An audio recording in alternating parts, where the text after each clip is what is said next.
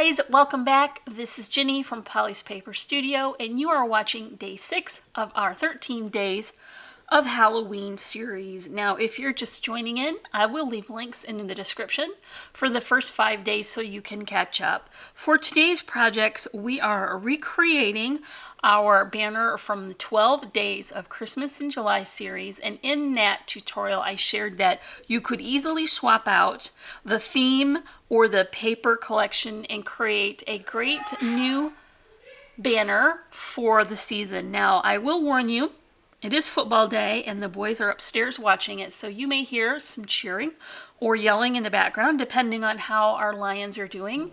But that's a fair warning, and that's just the way it is in the house where we have football.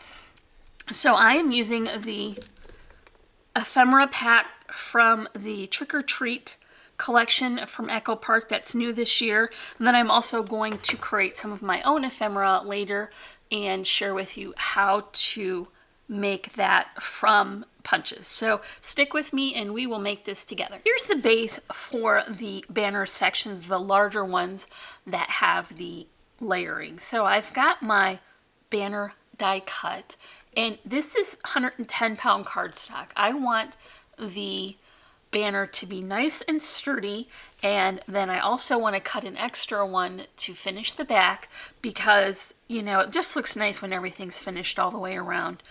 So the idea behind this is that you have a solid design and then you can switch out the paper collections or the holiday so that you can have another beautiful project, and it's just as simple as following your basic design. So I've got my layers here all cut, and these dies came from Gina Marie.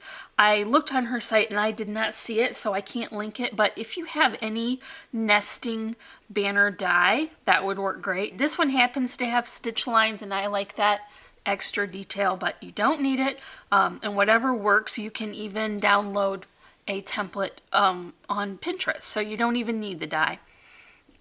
I'm going to begin to add some dimension by popping this layer up with a foam spacer. Now this paper is a little bit from my stash and a little bit new, and that's a nice way to incorporate some things that you have on hand that you actually really love, but you haven't found a reason to use them. So here is an extra piece of that banner cut, and I've punched a hole.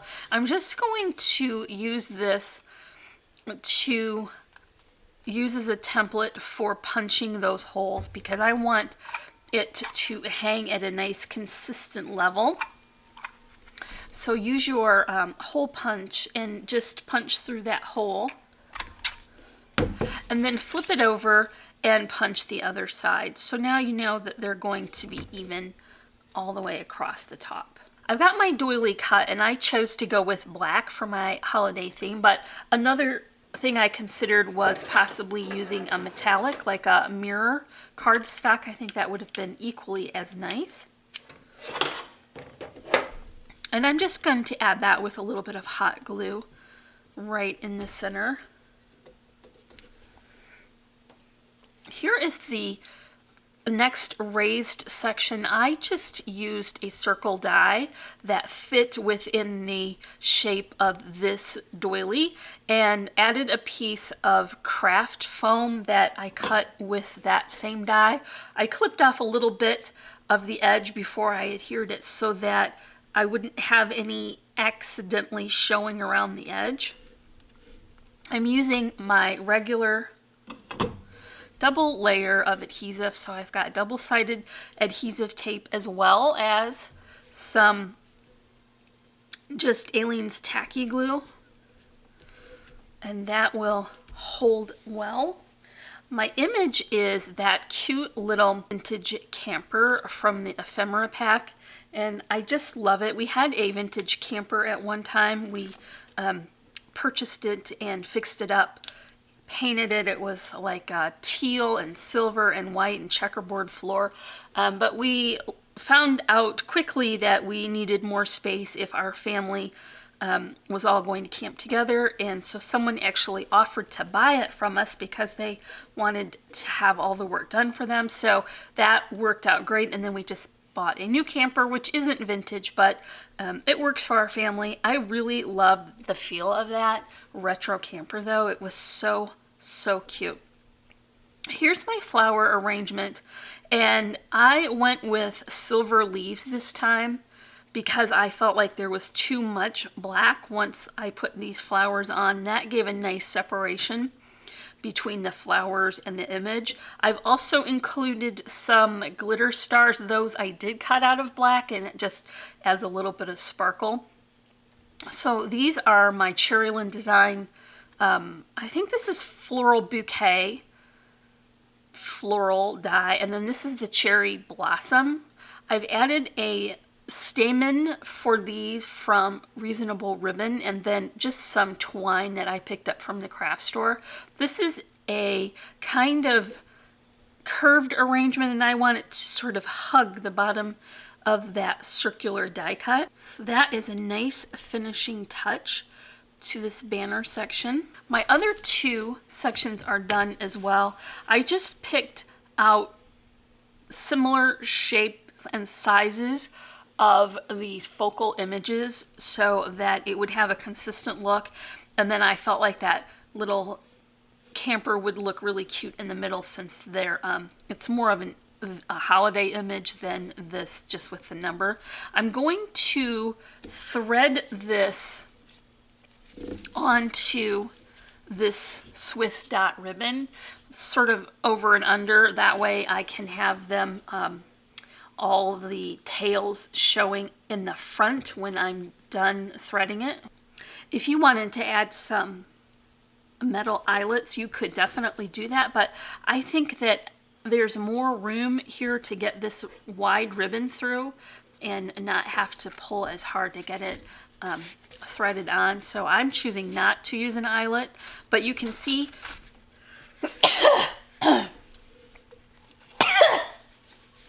that it's plenty sturdy and that ribbon is not pulling through at all.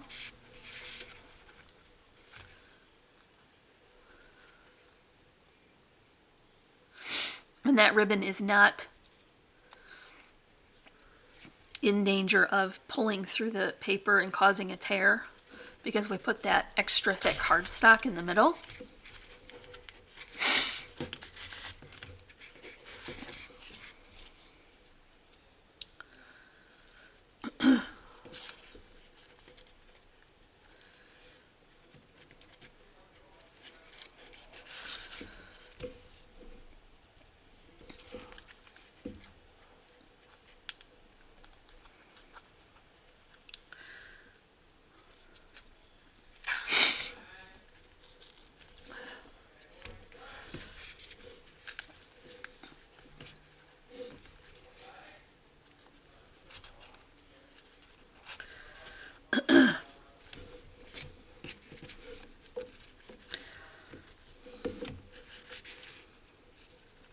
Once you've got all of your larger banner shapes threaded on, you want to just come back and position your ribbon trim so that you have the right amount of spacing between, and you have the ribbon facing upward on each end. It doesn't matter so much in the middle because you're going to cover that with this smaller tag.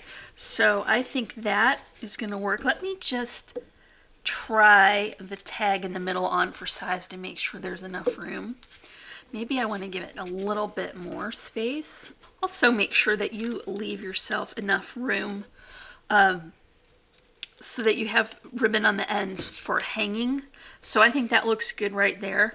I used another tag in the center there, just a little bit smaller. And I created a small ephemera piece just by using a circle punch and punching out those sweet little cats from the pattern paper.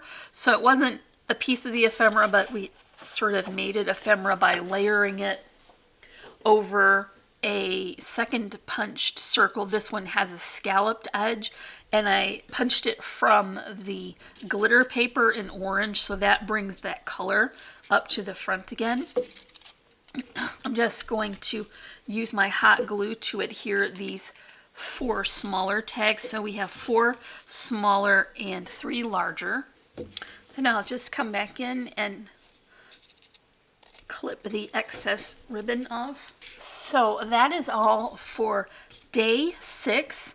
We've recreated a banner from our 12 days of Christmas in July series, and we put a different holiday spin on it and updated it by giving it a retro look instead of traditional.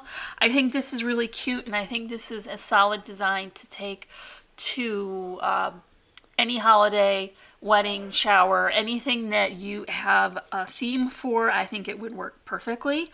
So I'll leave a link for that in the description below, as well as for all our social media handles. You can find those there as well. If you enjoyed day 6, make sure you come back for day 7. We have lots more fabulous projects planned for you, so don't forget to leave me a thumbs up and a comment, and if you're not already, I would love for you to subscribe. As always, I'm wishing you a happy and productive day, and I thank you so much for watching. Bye!